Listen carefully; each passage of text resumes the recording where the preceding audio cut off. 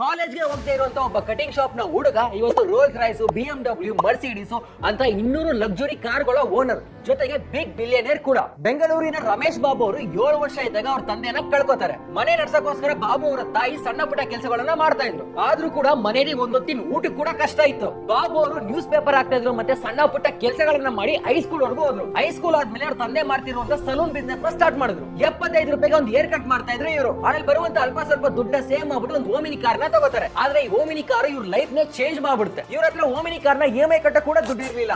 ಆಗ ಆ ಕಾರ್ ನ ರೆಂಟ್ ಕೊಟ್ಬಿಟ್ಟು ಅದ್ರ ಬರುವಂತ ದುಡ್ಡಿಂದ EMI ನ ಕಟ್ತಾ ಇದ್ರು. ಆದ್ರೆ ಇದು ಇಲ್ಗೆ ನಿಲ್ಲಿಲ್ಲ. ಒಂದಾದ್ಮೇಲೆ ಒಂದು ಕಾರ್ ನ ತಗೊಂಡು ಕಾರ್ ರೆಂಟಲ್ ಬಿಸ್ನೆಸ್ ನ ಸ್ಟಾರ್ಟ್ ಮಾಡಿದ್ರು. ಅಲ್ಲಿಂದ ಶುರುವಾದಂತ ಕಾರ್ ರೆಂಟಲ್ ಬಿಸ್ನೆಸ್ ಇವತ್ತು ರಮೇಶ್ ಬಾಬು ಅವ್ರನ್ನ ಕೋಟ್ಯಾಧಿಪತಿ ಮಾಡ್ತು. ಇವ್ರ ಕಂಪನಿ ಇವತ್ತು ಡೆಲ್ಲಿ, ಚೆನ್ನೈ, ಬೆಂಗಳೂರು ಅಂತ ದೊಡ್ಡ ದೊಡ್ಡ ಸಿಟಿಗಳಲ್ಲಿ ರನ್ ಆಗ್ತಿದೆ. ಇಷ್ಟೆಲ್ಲ ಸಾಧನೆ ಮಾಡಿದ್ರು ಕೂಡ ಬೆಳೆದ್ ಬಂದ ದಾರಿನ ಮರಿಬೇಡ್ದು ಅಂತ ಈಗಲೂ ಕೂಡ ಸಲೂನ್ ಹೋಗ್ಬಿಟ್ಟು ಹೇರ್ ಕಟ್ ಮಾಡ್ತಾರೆ. ಕಷ್ಟಪಟ್ಟು ದುಡಿದ್ರೆ ಜೀವನದಲ್ಲಿ ಮುಂದೆ ಬರ್ಬೋದು ಅನ್ನೋಕೆ ರಮೇಶ್ ಬಾಬು ಅವ್ರ ಸ್ಟೋರಿನೇ ಇನ್ಸ್ಪಿರೇಷನ್.